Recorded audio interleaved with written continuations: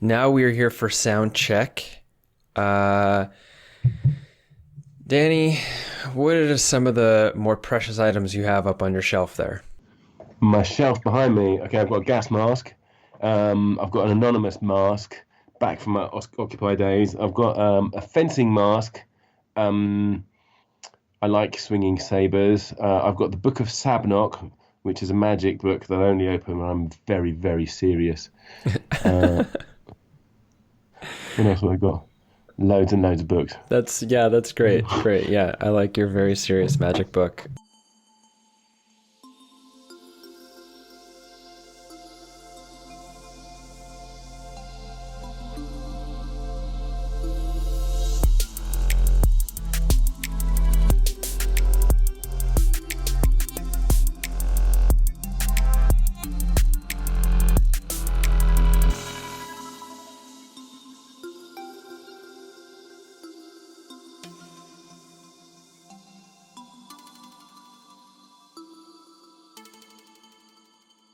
Hello, everyone.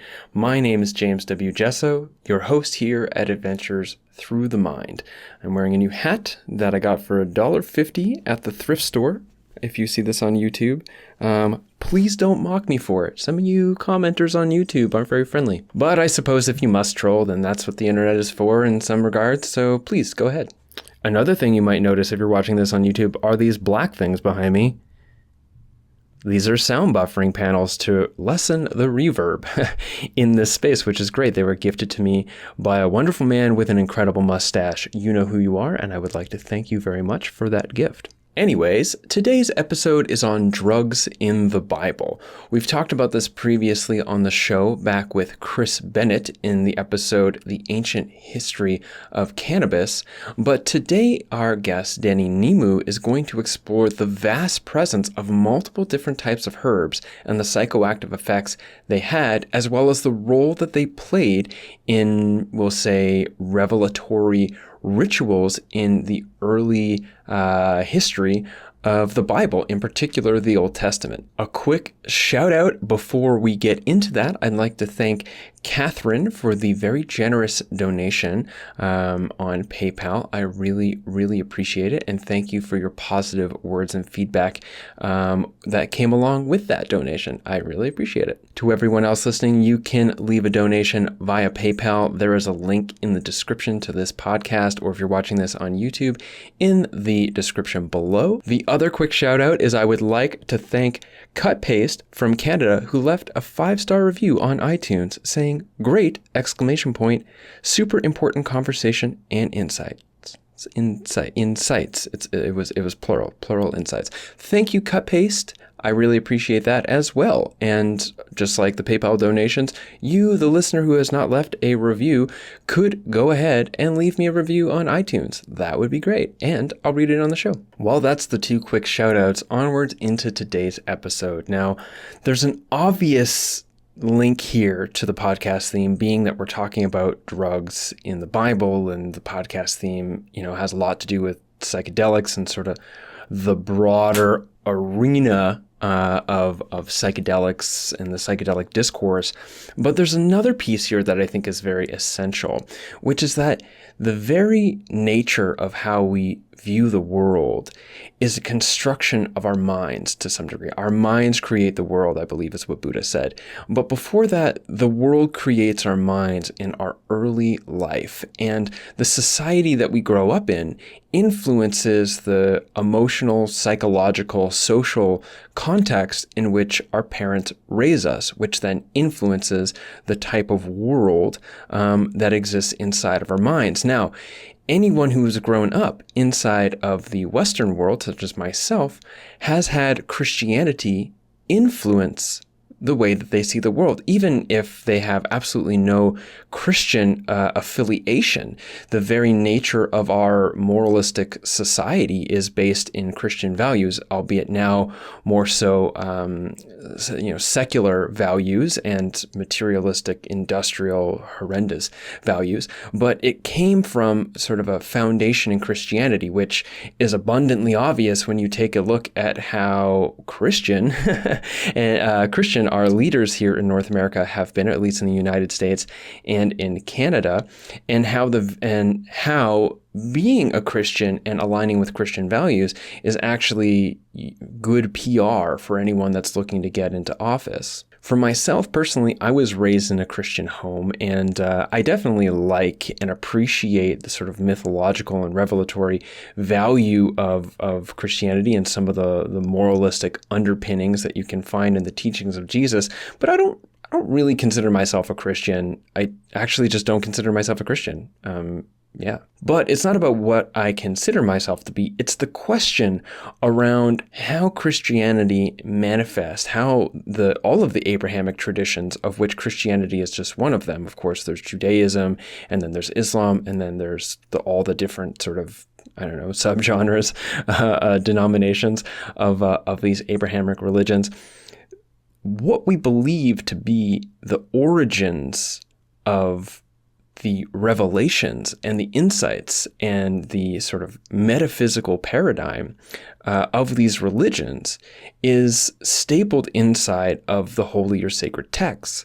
And inside the holy and sacred texts are descriptions of various herbs. Now, this is interesting to consider, and it is a topic that we get into. Jumble. So if Danny is correct, and given his research, I'm sure he has at least some inclination towards correctness, then the very foundation of these religions is situated amongst hallucinogenic rituals. I think the implications of this are broadly reaching, and not just for the average religious believer, but for the very essence of how we perceive ourselves in society. Now, I'm not going to go into that here because Danny and I get into that about halfway through the interview, so I'll let that unpack there. But I do want to get a little bit of extra juicy interest going for you, like, ooh, what are they going to talk about? How does it impact me? A quick word of a warning: Danny is fiercely intelligent and a bit of a whirlwind. And I was fairly sleepy. It was the earliest podcast I've done in a very long time, earliest in the day. And thankfully, Danny was on like 100-watt incandescent light bulb. He was rolling. And so I just kind of sat back and let him unpack a lot of really incredibly interesting things. So you won't really be seeing me talking very much in the beginning. And because of this, I've actually chosen to change the visual aesthetic of the podcast for this one and just mostly remove my face and my blank stare of learning and interest to focus on Danny's inflections and mannerisms as he provides you with all this fun and interesting and possibly paradigm dismantling information about drugs in the early biblical texts. One last final point before we get into the interview is that this podcast is brought to you by Patreon. The people whose names you're going to see up on the screen if you're watching this on YouTube, they are people who are giving very generously. So a big shout out to you. Thank you very much. Their names are also listed in the description for this podcast if you're not watching it on YouTube. Of course, a big thanks to all of the patrons that are currently supporting, and an invitation to you, the listener, if you're enjoying the show, I kindly invite you to please become my patron on Patreon. It is incredibly supportive and nourishes me in continuing to follow and live and invest in this journey of knowledge and sharing that knowledge with you. So thank you very much in advance for that support. Links are in the description below this video if you're watching it on YouTube, or in the description for this podcast on whatever podcatcher you're listening to it. Here we go. Danny Nemu on Adventures Through the Mind. Danny Nemu has spent 17 years with the Daime ayahuasca community, including an 8-month period of cure in the Amazon, battling a flesh-eating parasitic infection. He is a hypnotherapist, an activist, an author, and a speaker, specializing in drugs in the Bible, revelation and politics and science, and the connection between linguistics, neurobiology, perception, and cognition. Fundamentally, he is interested in what we can know and how we can overcome impediments in knowledge. His books, Science Revealed and Neuro-Apocalypse, are out on Psychedelic Press. Welcome to the show, Danny. Hey, James. How's it going? It is going pretty well. It is rather early here for me in the morning, so I'm still even finishing my coffee as we get into this interview. Okay, so first and foremost, are you actually an ordained reverend? I got ordained on the internet for $15, going back around 15 years ago, so it might be a bit more expensive than that now. So yes, I'm absolutely a proper reverend, and I speak with all the authority that title confers upon me. I did that because I was living in Japan at the time, and there's a whole industry for white people to marry, let's say, gullible pagans of the Japanese variety. So I used to do weddings with stained glass windows behind me and violin players and choirs, and I can sing "What a Friend You Have in Jesus" in Japanese. So yeah, I think that qualifies me for my title. Great. Well, I'm glad I managed to source such a specialist in these matters. So, okay, the answer to this is going to seem fairly obvious given the context of this interview even taking place, but let's get straight to the point. Danny, are there drugs in the Bible, and if so, where? There are loads of drugs in the Bible. They're all through the first couple of books, basically Genesis and Exodus, have got all manner of drugs, and and they're all over the place as well. So you've got mandrakes, for example. Mandrakes pop up in an argument between Sarah and Leah, who are arguing over basically they share a husband, and they kind of bargain over him with mandrakes, and mandrakes are they're a very, very powerful aphrodisiac and psychoactive. It's quite an interesting. I got into an argument with a evangelical Christian who said something along the lines of, "Well, just because a home improvements manual has paint thinner, it doesn't mean to say you're meant to sniff it." To which I would reply that mandrakes, for example, is dudai in Hebrew, which comes from the word dude, which means beloved. So they were very aware of its aphrodisiac qualities, and also it's not very good as a foodstuff, because if you have a spoonful too much, you'll end up with muco-dysenteric discharges from the bum. So it's a really bad foodstuff, but it's a very, very good psychoactive. So you see mandrakes, you see kind of aloes and myrrh, which are in the Song of Solomon. There's a kind of image of coming to my bed, and I'll perfume it with aloes and myrrh. Myrrh is aphrodisiac as well. It works on the opioid system. There's all manner of stuff. But what's really interesting, we can go into the specifics a little bit later, but what's really interesting is they're not just psychoactives, but there's also preparations. So, for example, you've got the anointing oil, which is a combination of 4 resins, and the chemistry is quite complex and fascinating. And you've also got the tabernacle, and at the back of the tabernacle you have a sealed chamber, 4.5 meter cubed chamber, and inside that chamber nothing happens except the burning of vast quantities of incense. It talks about handfuls of finely ground incense, and the construction of the tabernacle is described in immaculate detail in the Bible. Everything down to how far it is between the different rings, and how big the frame is, and all that kind of stuff. There's nothing else in the Bible described with anything like as much detail. Like the Tower of Babel story gets about half a chapter. The construction of the tabernacle gets about 5 chapters. So it's immaculate detail, and you've got 4 skins or 4 materials over the top of this frame, and then you've got a thick veil at the back. And like I say, the only thing that happens is the high priest, after getting anointed with the anointing oil, goes in there and burns these incenses and talks to angels. And the incense contains about 11 different psychoactive compounds working on a whole variety of receptors and ion channels in the body. So to answer your question, yeah, there's loads of drugs in the Bible, absolutely loads. Mm-hmm. Well, the first 2 references you made were aphrodisiacs. So this is an interesting question, given that, I guess it would depend on somebody's perception and we'll say upbringing around it, but to the outside observer and to some of the inside observers, it seems like modern Christianity and other Abrahamic religions seem fairly sexually repressive, and yet the two drugs that you brought up right away were about aphrodisiacs. Now, I've heard some discussion about ancient Christianity having something to do with fertility rites. Is there a connection there? Yeah. Ancient Christianity and fertility rites. I don't know very much about that. I guess there could be something in the dying god, and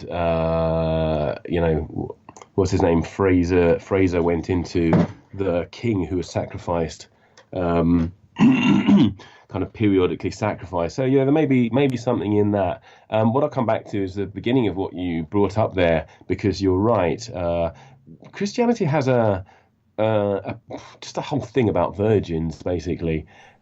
Which you don't find in the Old Testament, certainly. In fact, virginity is a curse in the Old Testament. There's a great hero, I believe, if I remember correctly, his name is Jephthah, and he asks Yahweh for fame and power in fighting off the tribal enemies. And he offers wait, just to be clear, Yahweh is one of the names of God? Yeah, Yahweh is one of the names of God. Okay, yeah, one of the God names. I mean, the God names, they all behave in quite different ways. So, my name's Danny. My name's also Daniel. My name's also, Spoon. I've got lots of nicknames, but it's still me. Whereas the different names of God are remarkably different, and sometimes they argue with each other, and sometimes they give different advice. So there's a kind of there's a bit of complexity in the difference between a name of God and a God name, because it might be quite a different fellow. But Yahweh is one that appears a great deal in the Old Testament. It's normally translated as the Lord. Right. Thanks. So Yahweh, basically this guy promises his daughter to Yahweh, and then he goes off and he comes back having killed many of his enemies, and he goes to his daughter, "Oh God, I'm really sorry about this. I've got to sacrifice you." And his daughter goes, No, that's cool. Don't worry about it. You've made your promise to Yahweh. Just give me a couple of weeks to run up and down the hillside bewailing my virginity. And you can imagine a young woman running up and down the hillside bewailing her virginity, and how the shepherd boys would have reacted to that. So, yeah, there's no great virtue in virginity in the Old Testament. And, the kind of... It all went a little bit strange in the Christian era, this prudish aspect. But even the Christians themselves, they get quite a bad press. Like the Puritans, for example, they're traditionally understood to be very puritanical. We even use the word puritanical. But some of the laws they had, a woman could divorce her husband if he wasn't satisfying her, for example. So they weren't quite that prudish. Interesting. Thanks for that. So okay. There's a lot of talk in certain circles about Christianity, like since we kind of talked about it, and I guess then Judaism and such being an iteration of the ancient Egyptian and Sumerian mythology. Things like the Immaculate Conception and the Son of God being sort of like common themes in those as well. What connections do you see between these religions, and are there any hallucinogenic rituals between them? So, for example, I know that there's some talk about the use of hayoma in ancient Middle East, which might have been a combination of Syrian rue and acacia, which in modern times we would call an ayahuasca analog. Yeah, so there's the Zoroastrian brew, Halma, and it's not known what it is. In fact, the priests who look after this tradition have not revealed what it is. I think the speculation that it is acacia and Syrian rue is very, very likely.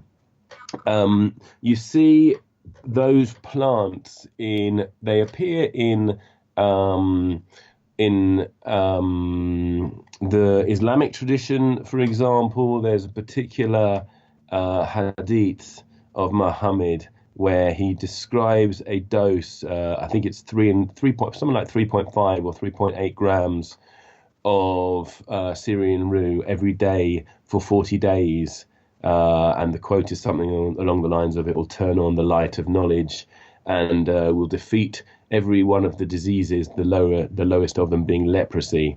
And that is very much, that's Harmala, Harmaline. In fact, it's called Harmal in Arabic, and in Hebrew, it's where the word haram, as in, forbidden, it comes from. It means both forbidden and it also means sacred at the same time, this word. So Harmal, the plant, is Syrian rue, and that's found widely in the Middle East. And as I say, it was also said to be Muhammad's favorite incense. It's used in the kind of magical traditions in the Middle East in exorcisms, for example. So there's that connection with the spirit world there as well. Acacia is a very interesting one because Acacia Sayal, basically, which is what we're talking about, it is the highest containing, it contains the most amount of DMT of anything in the region. So it's super powerful stuff. It also contains NMT, which is described as a spatial hallucinogenic or an auditory hallucinogenic. So really interesting stuff. Now, Acacia Sayal is what the tabernacle is made of. The struts of it, and also everything inside it. The altars are made out of that, and it's afforded a great deal of respect in the Talmud, for example, which is a collection of Jewish law and Jewish folklore, and generally all the stuff that was written down in the first century when the Second Temple was destroyed and the Israelites were scattered for the second time. So it's a kind of storehouse of ancient Jewish knowledge. And in the Talmud, Acacia is serenaded. There's a very pagan sounding serenade talking about how the acacia rises and its voice is heard in the sanctuary. The sanctuary being part of the temple, which used to be, which is analogous to the part of the tabernacle where this ritual of the incense took place. Now, what's really interesting about acacia is that although it is afforded such a great deal of respect in the Bible, and also in the the Egyptian tradition, it's the tree of life in the Egyptian tradition, acacia. So Isis and Osiris are born from the tree of life, and then when Osiris is killed, he goes to a tomb which is also made out of acacia. It's often found at the gate of death and life. So, for example, the ancient Israelites used to plant acacia on their graves, and traditionally the crown of thorns which Christ wore was also made of acacia. So it pops up in folklore at these very, very important points, but there's no direct reference to it being consumed in the Bible, which is quite interesting because there is direct references to a whole load of other things, from frankincense to myrrh to cassia and cinnamon and all kinds of other psychoactive compounds, and also the stuff around manna. There's a lot of description of manna as well, but it doesn't look like manna is acacia. The burning bush is said to be one of the acacias. Not sure if it's Acacia Sayal. Acacia is quite interesting. It's shittim in Hebrew, and the word for nonsense in Hebrew, the word is very similar to the word for nonsense in Hebrew, and the rabbis kind of draw attention to this fact in the Talmud, which is rather interesting. Because acacia, if it's not taken in the right ways, can lead to all kinds of nonsense.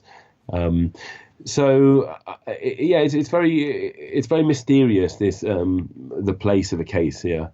When the Babylonians remade the Jewish cult after the Jewish exile in Babylon, they said certain offerings were not to be made, and one of the offerings that was not to be made was acacia. So it might be a kind of oblique reference to the fact that acacia was offered as a in some form as a kind of incense at some point before that.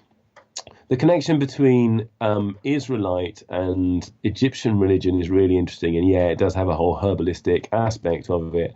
And it's confined to a particular tribe, which is the Levite tribe, right? So they are the priests of the Israelite people, and they're kind of different to the other tribes. There's traditionally said to be 12 tribes in Israel, right? And all of them have territory except for the priestly caste, and they seem to spread out all over the place, and they make their living by taking tithes and performing rituals for all the other tribes, right? They also are the only group which takes names which are derived from Egypt. And it looks like they do have some direct connection to Egypt. You know, there's this story of the Exodus from Egypt, which looks very much like a story, because there's no archaeological evidence of, you know, 100. Well, it says 2 million in the text, but a great number of people leaving Egypt at that time. There's no reference to it. There's no reference to Israelites. The first reference to Habiru, which seems to be where the word Hebrew comes from, is I think 14th century. And it's somebody writing, it's King Abdi Heber. Is that his name? I think that's his name. He's the king of the town, which later becomes Jerusalem. And he writes to Egypt saying, Pharaoh, please send archers because we're being attacked by the Habiru, right? So there's no reference in Egypt of any of the kind of things that happened in the Exodus story, although the Egyptians kept extensive records of everything they did. So that story looks a little bit far-fetched, to be honest. And in fact, someone worked it out. If you left at a reasonable pace, and there were 2 million of you going from Egypt to Israel, when the first people had arrived, the last people would still be leaving if it was only 40 years, right? So the numbers don't really add up. And there's not a single shard of pottery in the wilderness that speaks to that story happening. But what does unite at least the priestly caste and the Egyptians is some of their preparations. So one of the preparations which was used by Pharaoh was the mixture of three things: myrrh, cassia, and cinnamon. Myrrh, cassia, and cinnamon. And cassia contains estradiol, which is it's one of the allobenzines. In fact, all of the stuff I'm going to talk about here is allobenzine in this particular mixture, and it's described as having an electric LSD-like effect, right? And then cinnamon contains eugenol, and eugenol is what you can make ecstasy out of. It's what you make MDMA out of. And the reason that if you eat spoonfuls of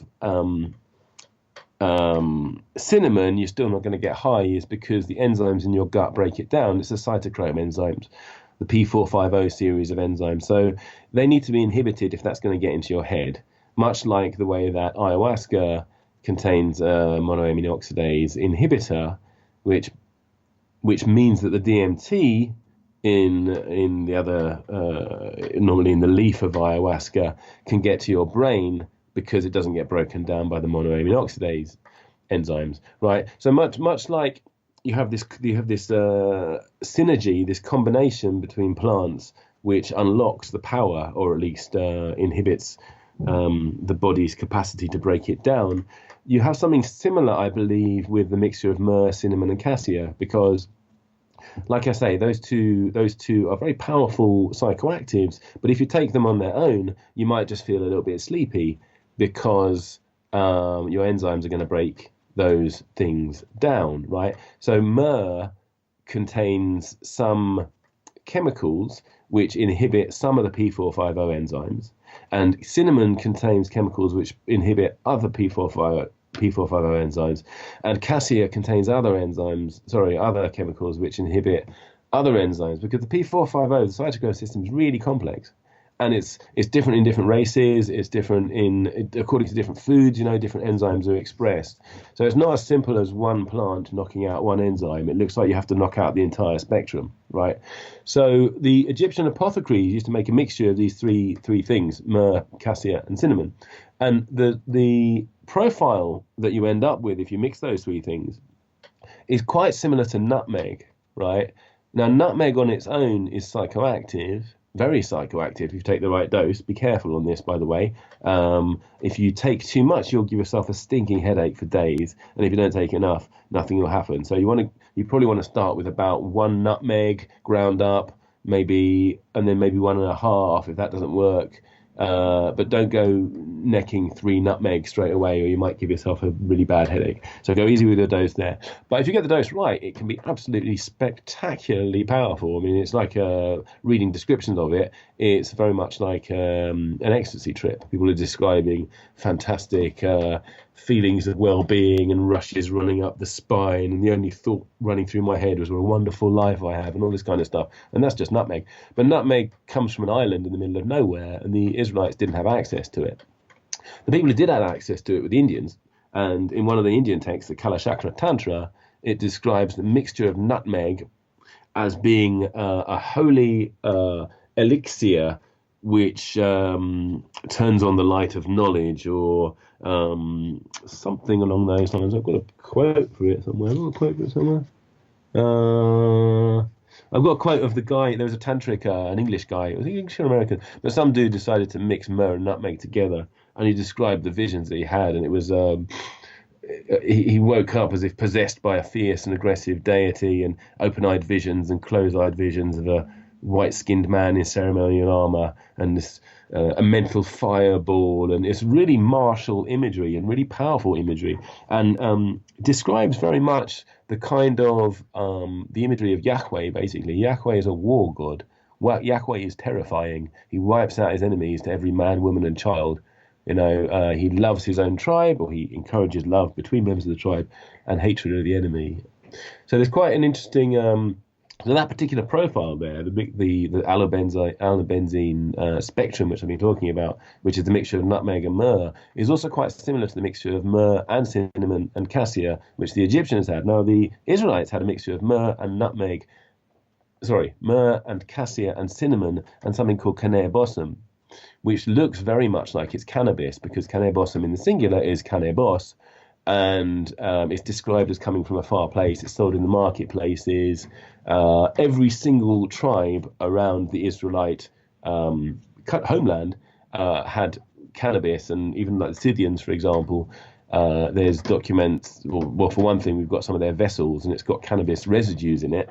And another thing is Herodotus visits them in the 5th century BC and describes a ritual where they fold down the flaps of their tent and they throw cannabis, and they call it cannabis, onto the fire. And when the smoke comes up, they kind of jump up and start shouting for joy.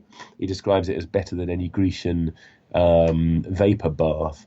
So the mix of this Egyptian mixture, which, by the way, was limited to the pharaohs. Other people weren't allowed to take it. It was just for the pharaoh. Seems to reappear in the Israelite tradition, but this time it's got the addition of something which looks very much like cannabis. And again, it's limited. You're not most people aren't allowed to make this. The people who are allowed to make it are the priests, and it's put upon the priests very specifically so that they can minister unto Yahweh, so it can introduce the priests to the power of Yahweh. And it's put upon the kings. In fact, that's what the word Messiah or Meshiach in Hebrew comes from the word Mashach.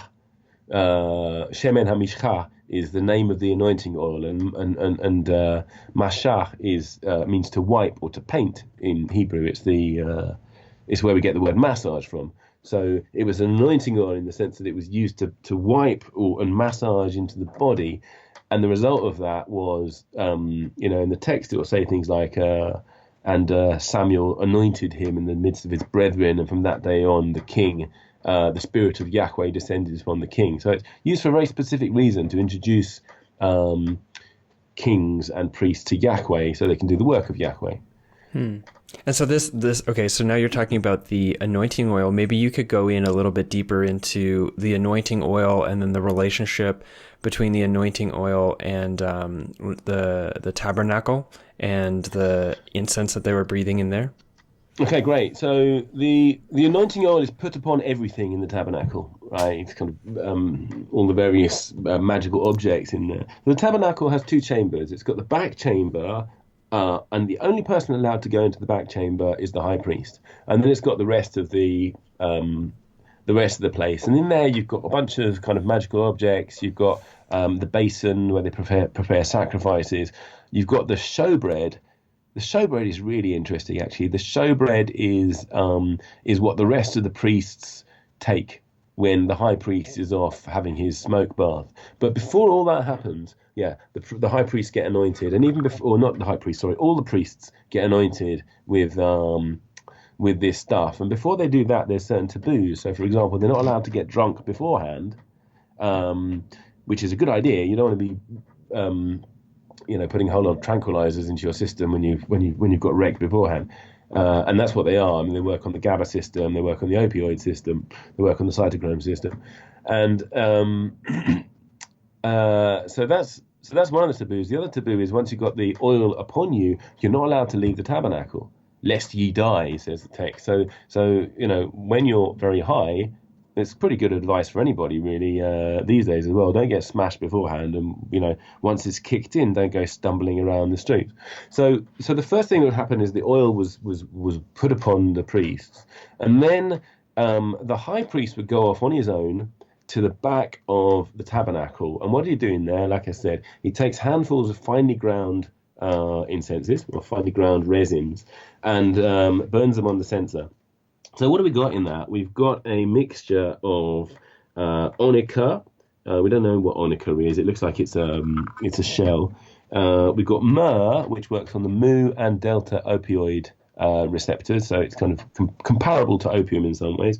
We've got galbanum, which works on the GABA system. So GABA is the most common receptor in your brain, right?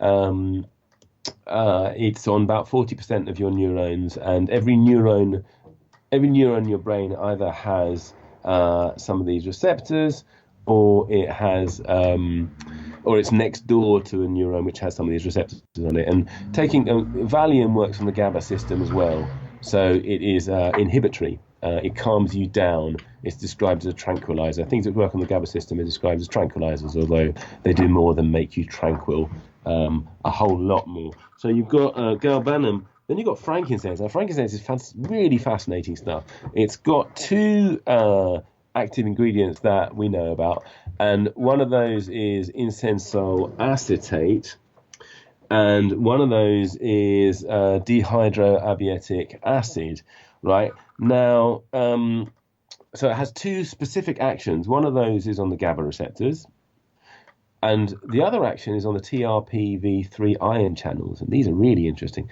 because these are widely distributed they're distributed in the skin, and we know that in the skin they're connected to temperature sensation, right? That's their function there.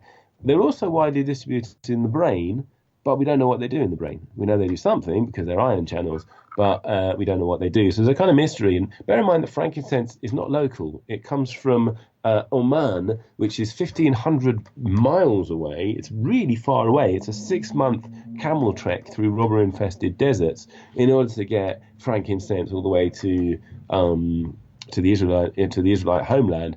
Before it was burned to Yahweh and used in this incense, it was burned to Baal, who was the Canaanite god, and before that it was burnt in Egypt to Ra. So it's it's been many thousands of years of lugging this stuff across the desert, and so the idea that it's just a posh smell is just kind of laughable, really. So you've got frankincense, then you've got myrrh, a different kind of grade of myrrh. Then you've got cassia, which I mentioned before, that contains estradiol, the LSD-like thing. You've got spikenard. Spikenard's the stuff that Jesus gets his feet washed with in the New Testament, and Judas gets really cross about this. He says, "Why are we getting this very expensive ointment when we could use our money to give to the poor?" And there's a kind of Jesus says, well, I'm not always going to be here. The poor are always going to be here, but I'm not always going to be here. So spikenard has got particularly exalted in the Christian tradition as well. Spikenard boosts GABA, it boosts dopamine, and it boosts serotonin. And it's described as a nootropic and an anxiolytic. So nootropic means it assists the formation of memories, which is really interesting because what this stuff was used for was for prophecy. In fact, what is it? Laban Mer is nataf in Hebrew, which means prophecy. So it was used very specifically in order to bring the high priest into a prophetic state, i.e. a state where he could communicate with angels. And that's quite interesting itself because the shamanic format in, I'm not just talking about in the jungle, but in loads of places, the way that the kind of magicians and diviners of the tribe, the way they work is they go off on their own, surrounded by their magical objects, and they take their mushrooms or their ayahuasca or whatever they do in their various different places, and they perform divination, right? Divination for specific ends. And one of those things traditionally is war divination. So the shaman was to say, when is the right time to attack? What were the enemy thinking? All that kind of stuff. And that's what happens in the story of Exodus as well. So the high priest goes off and spends time in that surrounded by his smoke bath. And then he comes out with some news, which is, yeah, let's attack now. Or, no, let's leave it for a while. So often it's to do with war divination. Or it can also be to do with cure, which is another thing. See, the shaman's job was to look after his tribe, right? So that means looking after the diseases of his tribe, but also looking after, making sure the enemies of his tribe were kept at bay, or taking advantage of the enemies when it was time to attack them, because that's what tribal life was about at the time. So that's another thing. What else we've got? Speaking of saffron, saffron is another opioid. I think it works on the opioid system as well. Oh no, sorry, that's a GABA agonist. That's used in you find that in the Islamic tradition. That's an interesting one because in the Islamic tradition, this was one of the drugs that caused joy. This is one of the permitted drugs to take in Islamic jurisprudence. And you've got costus, and you've got cinnamon, like I mentioned before. You've also got this stuff called Nebtadini pyrotechnica, which is used in fireworks today, right?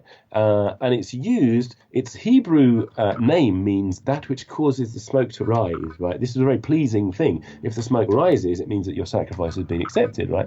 So picture the scene. You've got this 4.5 meter cube chamber at the back of the tabernacle with a veil sealing it. And the veil is a thick veil, right? It's described in the time of the temple as the thickness of a man's handspan. So it's a really thick veil. In fact, at the time of the temple, it took a whole team of men to raise the thing, right?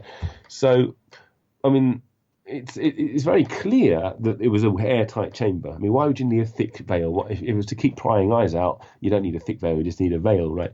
So there's a thick veil. The thick veil, when he's done his business, the shaman, the high priest, he raises the veil, and then this massive amount of smoke would come wafting out into the main chamber, and then there's another veil, and then if the other veil was open, then this stuff would come out and it would rise, and it would rise quite straight as well because it's got this stuff called Nebtadini pyrotechnica, which is a smoke which makes things rise straight, right?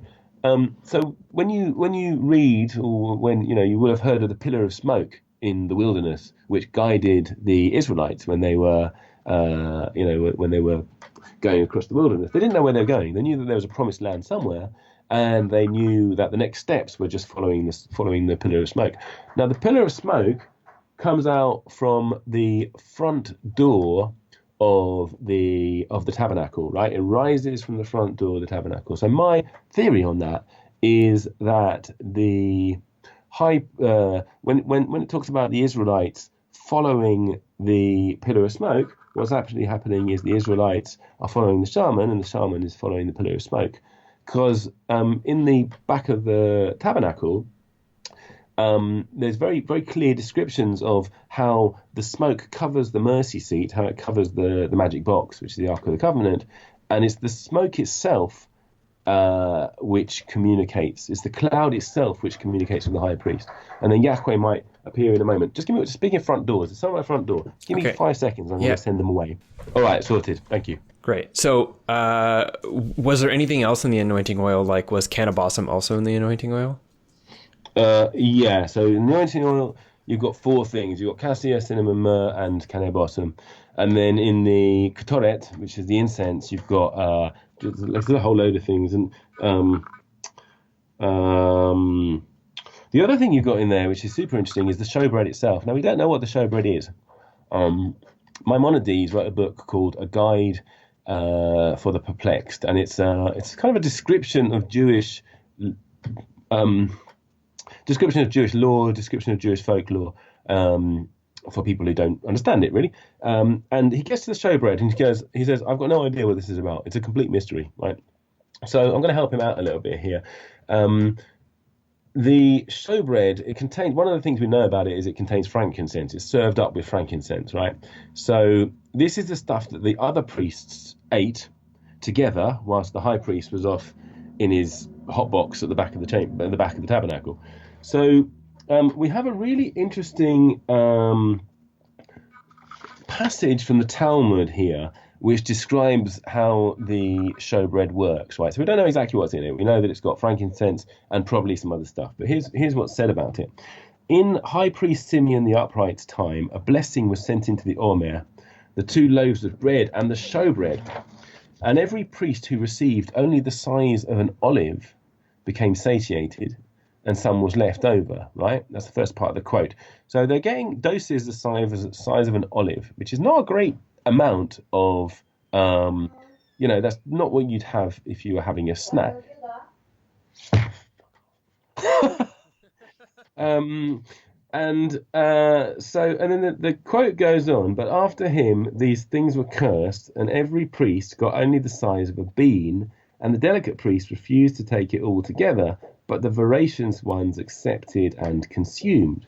It once happened, one took his own share, and his fellows, he was nicknamed Robber until his death, right? So you've got High Priest Simeon, who really knows how to make the showbread, right?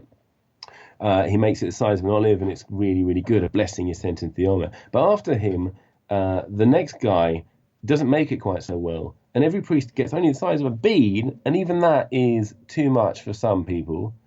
But for other people, like the voracious ones accepted and consumed, one took his own share and his fellow. So you've got both the kind of I guess the nausea of drugs, no, I've had enough, and people who can't handle it. And you've also got people who are greedy. And this one guy who takes more, he's nicknamed Robber until he's dead. Everything in the tabernacle is psychoactive. So you've got the showbread, you've got the oil, you've got the incense, but then you've got other stuff as well. The manna, which is given to the Israelites in the time of the wilderness, it ends up kind of ensconced or kind of hidden in the tabernacle as well. It was available for the Israelites when they're in the wilderness, but at the end of the journey, it gets a little bit complicated, but basically it seems like there's an interpolation into the text. So basically a bit of text from another era gets stuck into the Bible, justifying why the manna is not available to everybody, and why it's been stuck in the back of the tabernacle, where only the priests are allowed to get at it. So it seems like back in the day, much like kind of through the 80s and 90s and early part of this millennium, the drugs were very specifically kept for the priestly caste. The people who were in charge of kind of thought control and in charge of performing executions, for example, in charge of what everyone else was allowed to do. So they kind of think of them as the CIA or the secret services of the ancient period. So then this goes into another question I have here, because it seems pretty clear from how you're describing this that the very crux of the Abrahamic traditions, which is like the some of the most influential religions in the world currently, is established in getting really, really high and talking to God because you're that high. And so for the average person, it's drugs, quote unquote drugs, who, the average person inside of one of these religions, it's completely not allowed. It's frowned upon in every way. And there's this seemingly like total omission and denial of the role and impact that psychoactive substances and foodstuffs played in the establishment and the origins of these religions. So why is that? Like, is there a conscious omission or repression of this plant use by way of the church? And if so, why and to what extent? Well, I mean, the church has been using frankincense and myrrh in quite large quantities right from the inception of the church. So the kind of just say no Nancy Reagan type vibe is very much a modern phenomenon. In the Jewish tradition, for example, if you look at the American story there, Jews were really it's blacks and Jews who were the greatest jazz musicians, and there's plenty of cannabis in that scene. The Jews. There was just an article that I was in quite recently. By Madison Margolies, I think it's how you pronounce her name, and she wrote about the connection between Jews and cannabis, and she's going right back into the biblical period, and then looking through the medieval period, where you get references. Sefer Raziel, for example, is a magical grimoire written by a Jew in the medieval period, which talks about scrying with cannabis. You've got Kabbalistic meditations which mention psychoactive grasses. You've got one of the great rabbinical commentators. I'll just find his name here so I don't get it wrong. Bachya ben Asher. He was like an authority, a rabbinical authority of the medieval period. And he mentions the fact that he was familiar with drugs which gave one access to the tree of the knowledge of good and evil, just like manna did in the wilderness. So certainly part of the Jewish tradition. In terms of deliberate suppression, it's a kind of complicated story, because you have to look at how the Bible itself was constructed, right? So the first layer of the Bible, which is the kind of mythical backbone of it, where you get all the stories of Abraham and Isaac and Adam and Eve and all of that jazz, is what's called the Yahwist. And it's a document that was written in about the 10th century BC. And it seems to pull together a lot of oral traditions of the time, right? And this is a kind of historical account I'm giving. I don't want you to think for one moment that I don't think it's divine, because I think it's spectacularly divine. The poetry and the complexity of it is, I wouldn't say beyond human, but I think it's humans at their most fantastically artistic, which is basically what I think the divine is.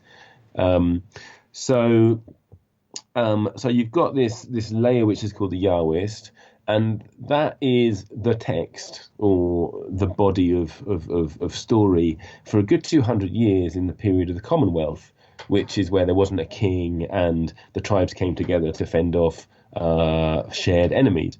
And then you get a king arising, basically, and then you get a series of kings. You get Saul, you get David, you get Solomon, and by the time you get to Solomon, Solomon's got really greedy. He's collecting massive amounts of gold. He's resting his feet on a golden footstool, and all his plates are made out of silver, and he's taking massive tax.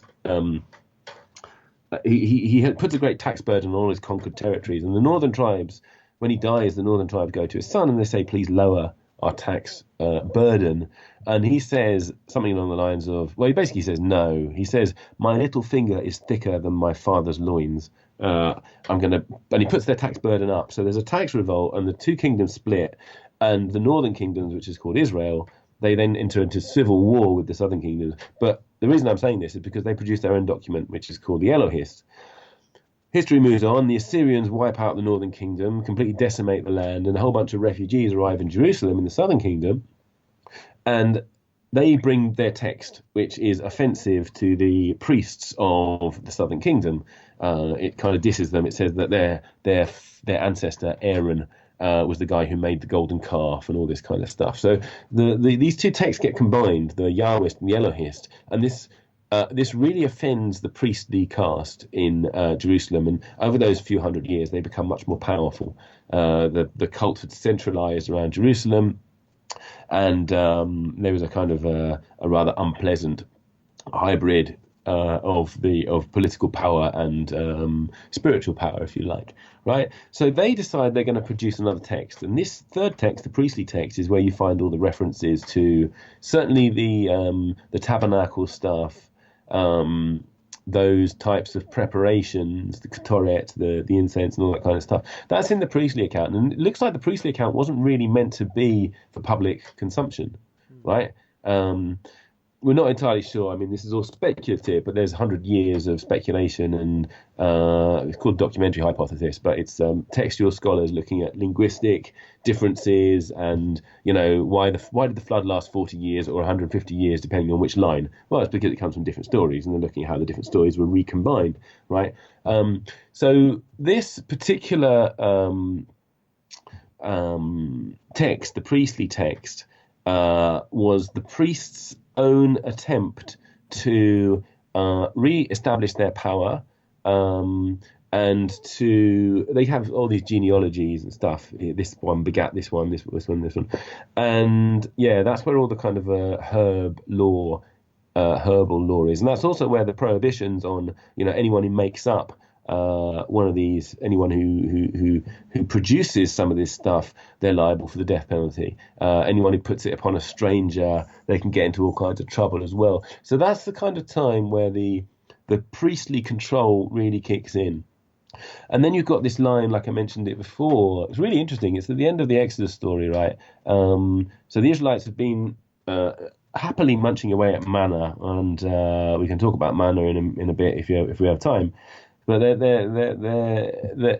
manna gives people access to collective vision, right? It's the only time in the entire Bible where everybody sees a vision together. And what they see is fire and trumpets and that kind of thing on the top of Mount Sinai. They basically see this phenomenology of God. And the text is really interesting. It says... all the people are seeing the voices and the flames and the sound of the trumpet. Now, you don't normally see voices. You don't normally see the sound of the trumpet unless you're on a high dose of acid or something, because that's synesthesia. Normally you hear sounds and you see sights. But the text, so this is the only example of synesthesia in the entire text. It's also the only example of a collective vision, right, in the entire text. And that's under the influence of manna. And I've got good reason to believe, it's in my book, Neuro-Apocalypse, that manna is ergot, right? Processed ergot. But at the end of that story, there's two lines, one after the other, which are really interesting. One of them, Moses says to Aaron, he says, grab some of that manna and then keep it for the generations to see what their ancestors were given in the wilderness, something along those lines. And then the very next line, he says a different command. He says, take some of this manna and stick it inside the tabernacle. And that's kind of confusing, because the first line says, here, put it somewhere where everyone can see it. And the next line says, put it somewhere where no one can see it except the high priest, right? Which raises a question. The other question is raised by that, because the tabernacle hasn't actually been made yet by that point in the text. In fact, that's the first mention in the entire Bible of the tabernacle, right? So there's a command to grab this stuff, stick it in the tabernacle, which doesn't exist yet and isn't going to exist for a little while.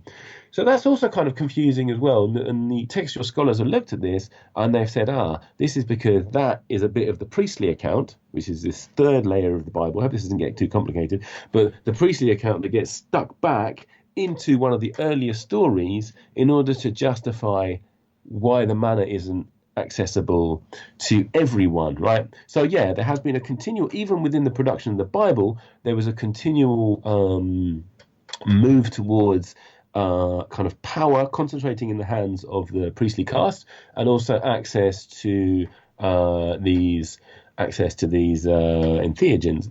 Right, which But I want to is kind a form of power, right? Being able to have a direct connection to revelation and communication with God would be a very empowering thing and a very powerful thing. So that would also want to concentrate up towards the top. exactly, and then you get something similar happening in the Gnostic era, because the Gnostics were at the beginning of Christianity, when it was still kind of a branch of Judaism. You got all these churches popping up all over the place, all around the kind of the Mediterranean coast. And they all had slightly different gospels, also had slightly different stories and slightly different practices. But quite a lot of them were fairly anarchistic in the way they went about things. So, for example, the Gospel of Mary Magdalene, she sees a vision of Jesus, and the vision says to her something along the lines of, "Don't accept any laws from a lawmaker," right? This is not very conducive to the aims of an empire, right? The Gnostics were, and actually, like the prophets, you brought up something.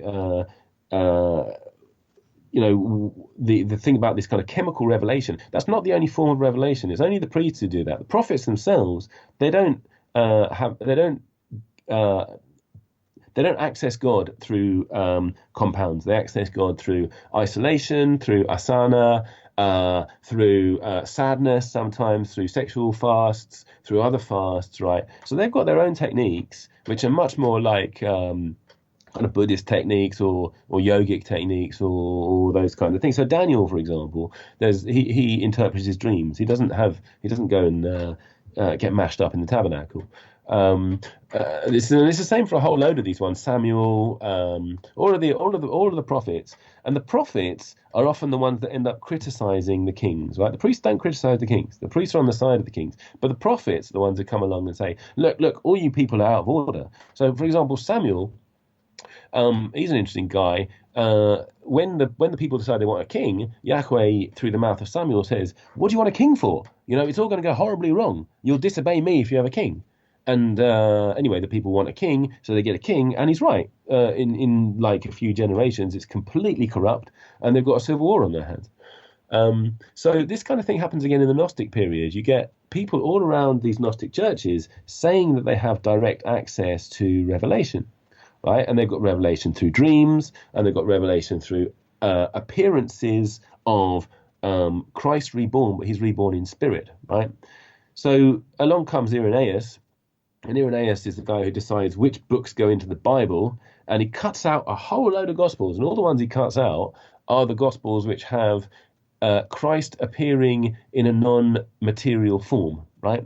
So, for example, in the Gospels where he walks along the beach and doesn't leave any footprints, those ones get chucked out. The Gospel of Thomas, you know the story of doubting Thomas, right? In some of the Gospels, doubting Thomas's hand passes through. So basically, the story of Thomas is Christ appears, and Thomas doesn't believe that it's him. So Christ goes, "Here, touch me."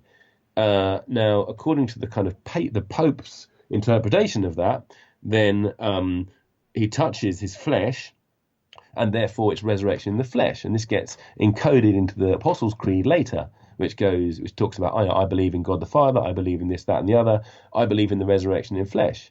And the reason it says I believe in the resurrection in flesh is because if you do believe in the resurrection of spirit, then you can start to say that the spirits gave me an idea. They said that we should do this rather than listen to the bishop who gets appointed by the centralized power scheme. So that kind of thing, taking authority from voices in your head, taking authority from the appearance of spirits, is something that's very, very problematic for the aims of empire. So that was completely squashed at that point. So, but that's more through the selection of text and also the interpretation of text. So, for example, back to that story of Thomas, right? Thomas is in the New Testament, right? And in the story of Thomas, it's not clear either way whether he touches flesh. In fact, what happens is he goes to touch the wound, he goes to touch Christ, and then he goes, "Oh my God, think he says, "Oh my God." So it's not clear about whether or not he touches flesh. Now, the popes interpret that. They say, look, it's clear that he touched flesh, and they make a dogma. Literally, that's what a dogma means, of the resurrection in flesh. But the very line before that verse says that Jesus walks into a room where all the doors were closed, right? So it looks very much like he wasn't actually flesh. It was an apparition, the rebirth being rebirth in spirit, so we can access him through our dreams and through our visions, through compulsion, through inspiration, all that kind of thing. So yeah, it's not only a control of the drugs, but actually it's control of the entire process of revelation, in fact. So Paul comes along and Paul says, look, if any of you reckons you're spiritual and has an apocalypse, has a visitation, then know that these here rules which I'm giving you, these come from Jesus. And if it doesn't fit in with these ones, then you're wrong. Right, and the movement of Paul is associated with a lot of very negative, traditional processes in Christianity, right? Like Paul kind of gets, and understandably gets a bit of a bad rap, doesn't he? Oh yeah, no, Paul's, I don't have a whole lot of time for Paul. I mean, all his best lines are stolen from somewhere else, and all his bad lines are awful, right? Yeah, Paul's terrible. I heard a story actually from a friend of mine about him having been challenged in one of his public presentations by a woman who made like a really good positive point that he agreed with, and then basically said, women are no longer allowed to speak. And that became like a long-standing tradition.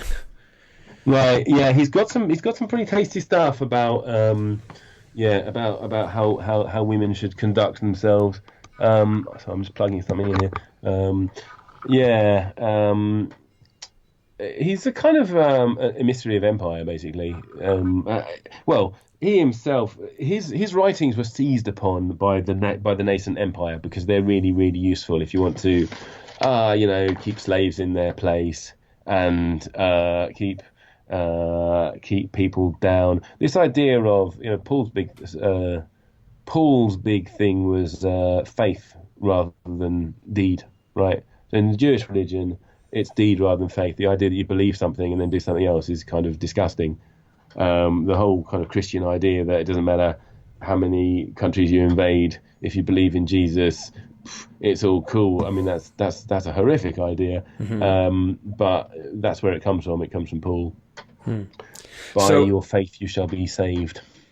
So what you've just explained here with the construction of the Bible, let me just clarify and then get corrected if I've misinterpreted it, is it seems to be a long-standing process of specific omission and selection and interpretation and misinterpretation to funnel direct communion with, for lack of better terms, spiritual power from the people upwards into a political and, say, spiritual hierarchy to maintain socio-political control of the masses to the benefit of some type of oligarchy, which continues still today?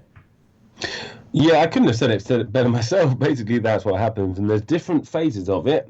So, for example, when the Israelites are in Babylon, there's another a whole lot of Zoroastrian influence comes in. And you've got the Persian Empire. So before they were kind of a kingdom, and then two kingdoms, and then a kingdom making deals with its with neighboring kingdoms. And then you get like the biggest empire that the world has ever seen, and it's this kind of megalomaniac, monomaniac Persian king or Persian emperor who decides he's not satisfied with his own country. He's going to unite an empire which spans different religions and different languages, right? So then he he succeeds in implementing a law code right across the kingdom, right across the empire, sorry. And in this particular kingdom, it's really interesting because the nature of Yahweh changes, and that Yahweh is not old school Israelite religion is not monotheistic, right? It's called monolatristic, which means that they admit the existence of other gods, but they worship one. They say that he's the top god, right? That's normal tribal religion is, that tribe's got their god, I've got my god's tougher than yours. And that was kind of how it ran. So you've got lines in Exodus which say things like, now I know that Yahweh is more powerful than all the gods of Egypt. Now that's not monotheism, right? That's we could call it monogamous paganism if you wanted. In the time of, it kind of happens with Ezra, so much later, we're talking about kind of 500 BC at this point, you get the imposition of a mega god, who is the god who is kind of the only god, right? Which is a totally alien concept. I mean, there was no reason that the Israelites, whilst they were still in power, would need to import any other gods. But once the pillars of the temple got pulled asunder by the Babylonians, it was very difficult to maintain the conceit that Yahweh was the toughest of all gods, because clearly he wasn't. He'd just been beaten by Marduk. So then they get this, and then what happens is they get taken off into exile. They're slaves in Babylon for a couple of generations, and then along comes Cyrus, who isn't a Babylonian, he's a Persian, and he comes along with his empire. So he gets called the Messiah, even though Messiah is meant to be a king from the line of David, basically, and they kind of reinterpret their God. They say that they say that God can use people from other tribes as the prophet, if you like, or as their kind of strong man on earth. And God is everywhere, right? But that only happens as a result of politics. And there's another thing that you kind of bring up there. So that's how you get monotheism, basically, and we're kind of stuck with that one. God isn't omnipotent in the Bible. There's lines where it goes, Yahweh couldn't drive out the people of the valleys because they had iron chariots. That's how omnipotent he was. He wasn't omnipotent. That's the deal. But then what happens is you get this, you kind of get a very Zoroastrian form of Judaism later. And then in Revelations, it gets even worse, because then you get the devil, who's everything bad, and you get God, who's everything good, and you get this very much kind of absolutist religion, which we've still got now, the idea of truth versus the lie. You see that in science, this idea that there is one truth. That's completely alien to Israelite scripture.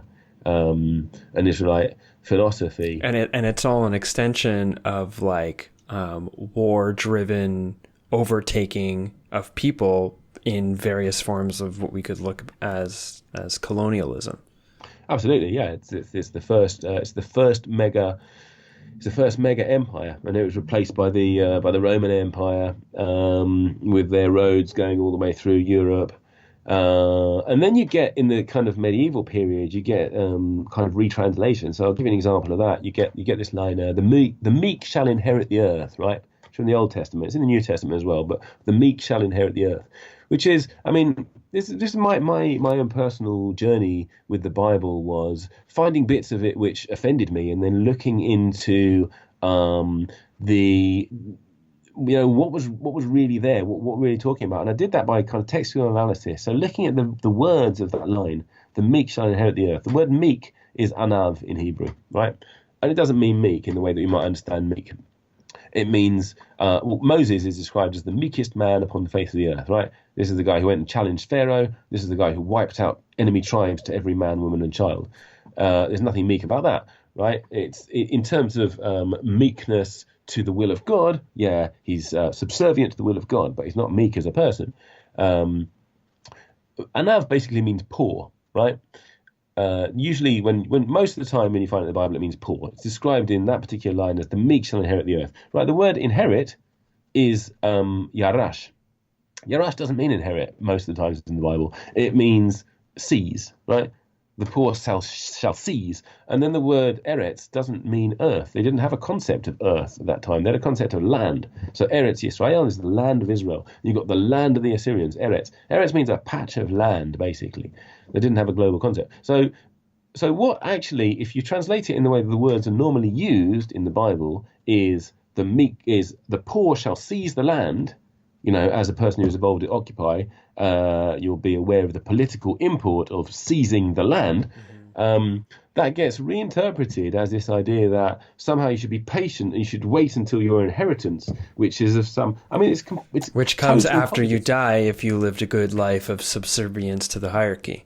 Yeah, exactly. So you get later, kind of when it gets translated into Greek, when it gets translated into Latin, when it gets translated to English, every time it gets translated, there's another opportunity to take out some of the revolutionary potential out of that text and replace it with something which serves, like you say, serves the hierarchy. So let's, I assume, and I feel pretty strong and strongly confident to say many threads were dropped in this conversation, or a little bit less of a conversation, a little bit more of an opportunity for you to explore your extensive knowledge. No, I'm totally receptive. So let's conclude with a final question here. Given the vast presence of psychoactive substances and psychoactive experiences within the Old Testament in these religious traditions in the Abrahamic religions, which include Judaism, Christianity, and Islam, and what appears to be a systematic removal of that empowerment to have direct revelation from the people, from this anarchistic, the poor shall seize the lands kind of vibe, into this very subservient slave class system, which we see echoing through a variety of different political dispositions across the world, even in like the quasi democracies of North America, and of England, up where you are, United Kingdom, which is still actually a monarchy. The question here is, what does that mean, and why should that matter as the case? Like, why should that being the case matter, and what does it mean to, say, the average Christian or non-Christian that might be listening, insofar as their worldview and their life path? I don't think psychedelics are for everybody, right? I think I'll start by saying that there's plenty of drugs in the Bible. I don't think psychedelics are for everybody. So I don't think that your average Christian, whatever that might be, listening, should feel pressurized in any way. But I think freedom is for everybody. I think everyone has an innate drive towards freedom, and if they don't, it's because it's been taken away from them. So it's kind of difficult, because it's not just it's actually not just the religiously minded who are affected by like the very idea of law, for example, the idea that law comes from God. That's not that happens with the priestly text. Right. When the Hammurabi Code, for example, Babylonian law, that was very clear. I mean, there's a reference to the fact that Marduk gives it, but basically it's pretty clear that it's the king giving the law, and it's law for the king and for the aristocracy and I mean, there's even different tiers of society, right? So I find that the psychedelic experience, my experience of the psychedelic experience, is it dissolves the walls, right? It makes it very clear. It made it very clear to me that the things that people believe is because they've been told to believe that, because a battle was fought, leaving laws in certain places, leaving borders in certain places. Basically, things are decided upon blood. And that is the nature of empire, right? So there are many ways to dissolve those boundaries, and I'm talking neurologically here. There are different ways to affect different parts of the brain, temporal lobe, parietal lobe, which sets edges on things, which follows laws rather than generates new solutions, right? Obviously, psychedelics done in the right system, or in respectful way is a really, really wonderful way to do that. But there's also meditation, there's also ecstatic dance, there's also choral singing, there's all kinds of things that people could be getting up to. I think for those of us who are interested in psychedelics, I think it's important to increase the doses, basically. I don't know if you're familiar with Kalindi, but he's... I am. I've had him on the show. Okay, so Kalindi, I'm really down with Kalindi. I think it's a very interesting perspective from him that I think we should be a little bit wary with this move towards microdosing and having a little bit of a dose just to kind of increase our, not just to increase it, but to increase our productivity, to make us less furious about the fact that we're in chains. That kind of thing. So for those of us who are interested in learning what these things have got to offer, if you're doing it in a safe environment, in a safe vessel, my tradition is Santo Daime, so it's already a mix of folk Catholicism and very, very powerful indigenous Amazonian both techniques and obviously ayahuasca. So I would say I don't know about your average Christian, but I'd say to your psychedelically minded, either Christian or just psychedelically minded, interested explorer, high doses will do a great deal to make you bold enough to challenge the power structures that you're already well along the path to dissolving in your own minds. And also I'd like to call attention to the fact that this idea of truth, right, which comes straight from the creed, you have to believe this or you are an anathema, as in you're cut off from your society and then you're going to hell to burn for eternity. This is pretty much quite neatly been echoed into our own scientific paradigm now, where you're really expected to believe that what the guys in white coats with their white bottles have to say is the truth, right? And I would encourage us, just as human beings, really, to not be satisfied with a particular version of the truth. Truth is what works, I think, and the more options you have for what you believe in, and you can definitely increase the number of options you have in what you believe in by taking doses, and you can increase them even more by taking higher doses, the more freedom of movement that you would have. And I would say actually something else, so you bring it up. I'm not sure if I'm answering your question directly, but you get a lot of people in the psychedelic community who have got a kind of Christian vibe and that they get quite missionary, right? And, I think that's extremely dangerous in a way. I think we should be very wary of telling people they need to take psychedelics. If people want to, then end up there. But if we want to be missionaries for a kind of psychedelic cause and perhaps for a kind of new way of being, then we should do that by being as immaculately brilliant, as immaculately kind, as moral and as upstanding and as bold and brave as we possibly can, rather than by doing the whole, hey, come to my church type vibe. Mm-hmm. That's brilliantly said, Danny. Thank you for those concluding thoughts. Is there some contact details you would like to leave for the listeners, maybe a little info about where they can get copies of your books? My website is nemusend.co.uk. That's nemusend.co.uk. My publisher is Psychedelic Press. So you can look them up. This is my first book, Science Revealed. I think we've only got 4 copies of that left. We're doing a reprint. So that's the first one. This is the second one, which has got all the stuff on drugs in the Bible and loads of stuff on neurobiology and linguistics. And that one's called Neuro-Apocalypse.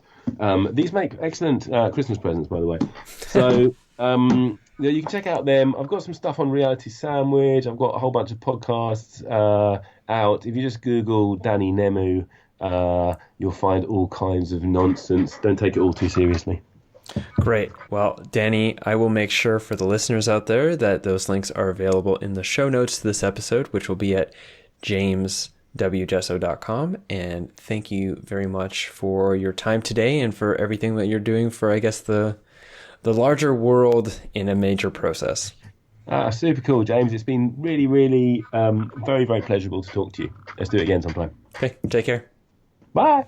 Well, that concludes our podcast episode 61 here for Adventures Through the Mind. I've been your host, James W. Jesso. You can follow me on Instagram, Facebook, and Twitter at James W. Jesso, JESSO, where I not only share, content that I'm creating here, but all the different informational content that I find interesting and relevant. So I try to keep my feed pretty ramped up with some good quality, interesting reading and watching and listening for those who are following me. So whatever social media you are interested in, Facebook, Twitter, or Instagram, give me a follow.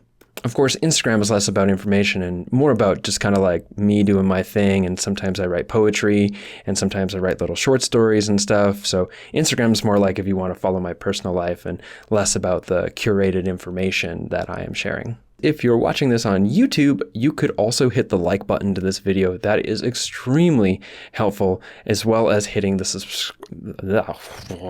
subscribe button, which will keep you informed on what is being released here on Adventures Through the Mind YouTube channel. Finally, again, this podcast is brought to you by Patreon, which means that it's brought to you by a community of supporters who believe in what's happening here and have found value in this content and want to reciprocate that value with expressions of what my friend Sky Dreamer calls monitude. So if you would like to contribute to the financial responsibilities and investments of this podcast, helping me to continue to strengthen it and grow it, I kindly invite you to please become my patron on Patreon.